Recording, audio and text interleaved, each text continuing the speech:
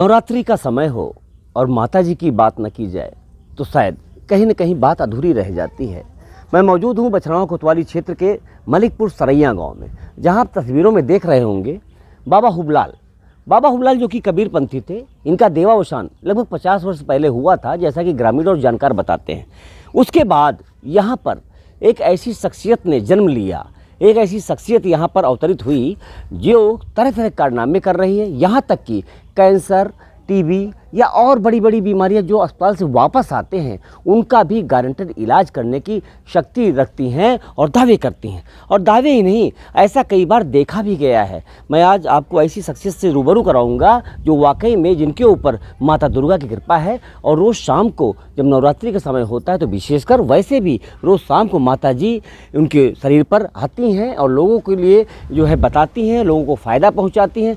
आप एक बात ज़रूर सोच रहे होंगे कि एक मानव शरीर पर कोई भी देवी देवता कैसे आ सकता है, लेकिन जो स्वच्छ शरीर होता है वहाँ पर देवी या देवता का आना लगभग तय माना जाता है, क्योंकि कहते हैं जब मन साफ होता है तो वहाँ पर देवता विराजमान करते हैं। आप तस्वीरें देखिए, ये वो मैया है जिनके ऊपर माता जी की सवारी होती है लगभग शाम को 8 बजे के आसपास। उसके बाद ये पूरे गाँव वालों को, क्षेत्र वालों को ये बताती हैं कि कैसे उनकी समस्याओं का निदान होगा और कैसे कैसे बड़ी बड़ी बीमारियों से छुटकारा पा सकेंगे। अब मैं बात करूँगा इनके जो पति हैं, मैं उनसे बात करने का प्रयास करूंगा, क्योंकि मैया अभी बात नहीं कर पाएगी। मैया अभी शक्ति में नहीं है। मैया शाम के वक्त जो है मैया के ऊपर मैया विराजमान होती हैं, तब बताती हैं, क्योंकि अपने आप कुछ नहीं बताती हैं। हम उनके पति से बात करने का प्रयास करेंगे कि सच्चाई क्या है और कैसे कैसे कारनामे होते हैं और कैसे कैसे मरीजों को ठीक किया जाता है और यहाँ पर कितनी भीड़ लगती है, नवरात्रि को विशेष क्या होता है, ये कुल बातें करेंगे इस मैया के पति से। आइए मिलवाता हूँ कि वो क्या कुछ करती हैं और देश के बारे में क्या सोचती हैं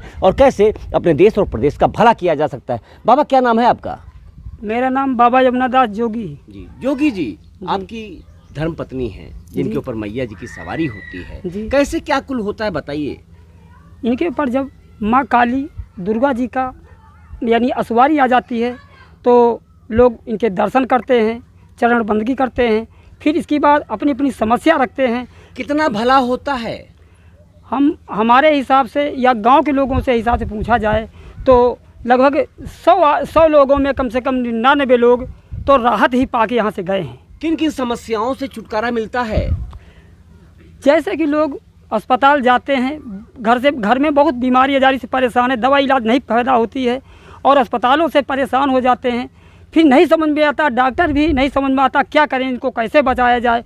तो लोग यहाँ भरोसा कीजिए, ये आपके गांव घर में है। सरैया बछरावा से मात्र 8 किलोमीटर है।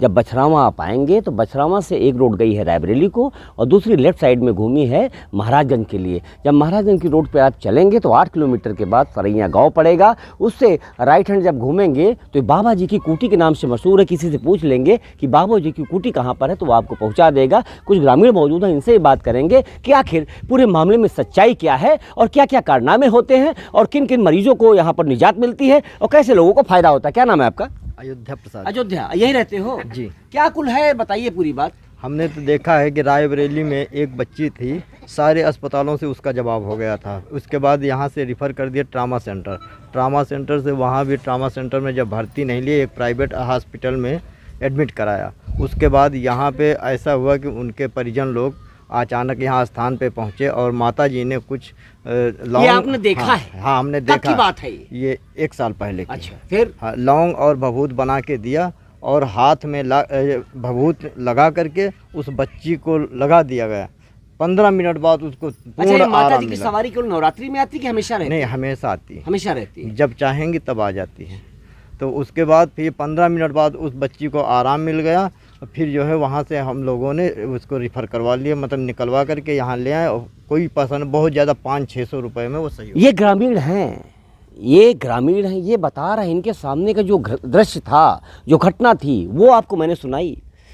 यकीन कीजिए, क्योंकि कहते हैं ना, दूर के ढोल सुहावने होते हैं। यही नज़दीक है आपके, इसलिए भरोसा करना आपको थोड़ा सा कहीं ना कहीं कम लग रहा होगा। लेकिन मेरा निवेदन है कि नवरात्रि चल रही है और माता जी का ये सच्चा दरबार है। ये आप देख रहे हैं, बाबा की ये कुटिया के नाम से मशहूर सरैया गांव में वो स्थान है जहां पर आने से तमाम संकट मिट जाते हैं, तमाम कष्ट मिट जाते हैं, तमाम ऐसे बड़े बड़े जटिल रोग हैं उनसे मुक्ति मिल जाती है, वो भी निःशुल्क।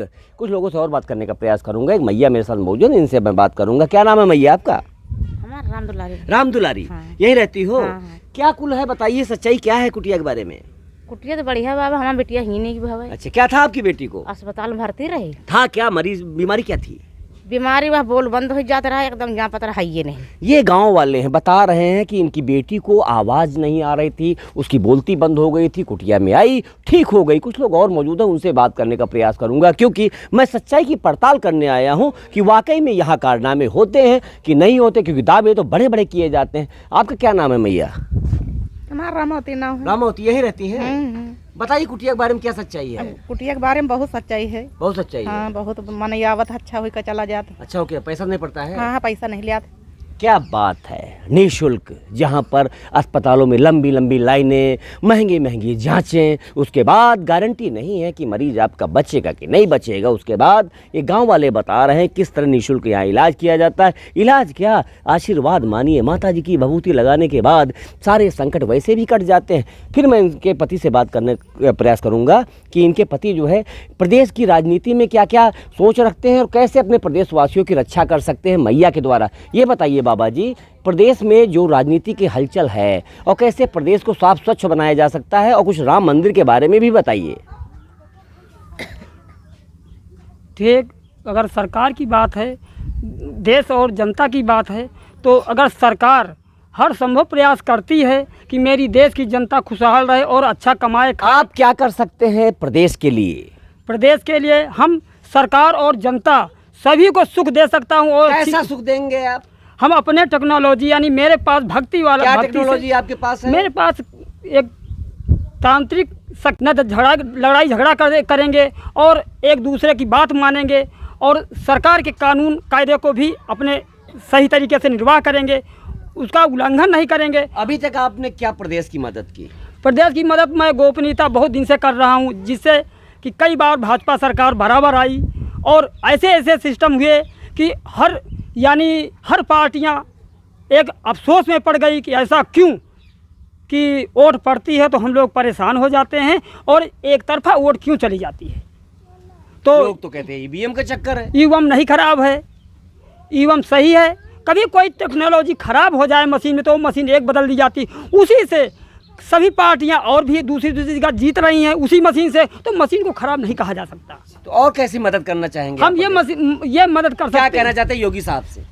योगी साहब अगर मुझसे, मैं एक साल यानी 2017 से मैं काफ़ी प्रयासरत रहा योगी जी से। लखनऊ भी कई बार गया, लोकपाल भवन गया, लेकिन वहाँ के सिक्योरिटियों ने मेरी मुलाकात योगी जी से नहीं करने दी। मिल लीजिए योगी साहब, ये बाबा है, सच्चा है और बता रहा है कि मैं किस तरह प्रदेशवासियों की और कैसे मौजूदा सरकार की मदद करता हूं।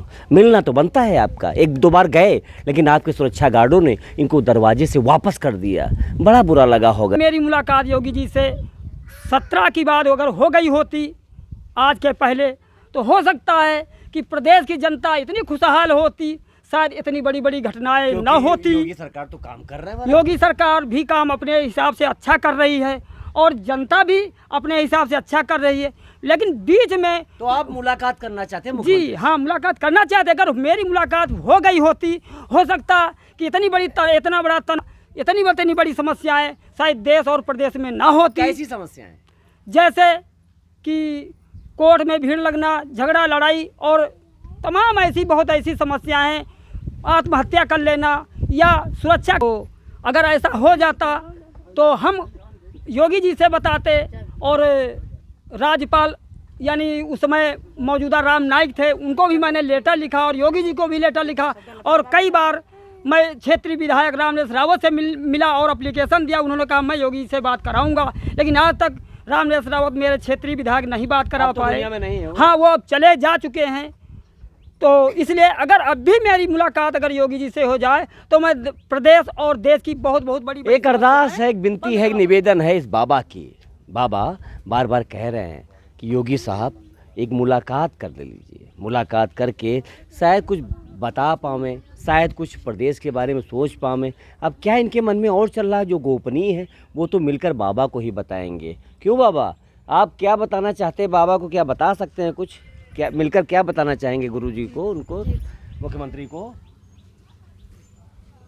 मुख्यमंत्री जी से हम बताएंगे, जो सामने मिलेंगे तो मैं उनसे बताऊंगा। गोपनीय बातें हैं, खैर गोपनीय बातें ज़्यादा पूछनी भी नहीं चाहिए। मैं तस्वीरें कुछ और दिखाऊंगा। यहाँ पर एक मैया बैठती हैं जिनके ऊपर मैया की सवारी होती है। ये बछरावा कोतवाली क्षेत्र का सरैया गांव है, जहाँ से बछरावा बस स्टॉप से मात्र 8 किलोमीटर रोड जब आप आएंगे तो सरैया गाँव पड़ता है। सरैया गांव में कूटी के नाम से फेमस ये जगह है। यहाँ पर एक बार आने से आपकी सारी मनोकामनाएं पूर्ण होती हैं। यहाँ पर एक बार आने से आपके तमाम संकट दूर हो जाते हैं, तमाम बीमारियों से मुक्ति मिल जाती है। मेरा तो आपसे निवेदन है, रिक्वेस्ट है कि एक बार ज़रूर यहाँ पर कुटिया पर आवें और एक बार, नहीं कुछ लगना तो कुछ है नहीं, निःशुल्क है बिल्कुल, तो एक बार ट्राई ज़रूर करें। शायद हो सकता है कि आपकी वर्षों से जो समस्या पहले की है, परेशानियां हैं, वो शायद दूर हो जाए। अभी तो आने वाला वक्त तय करेगा कि आप कब आते हैं। प्रेम से बोलो जय माता दी।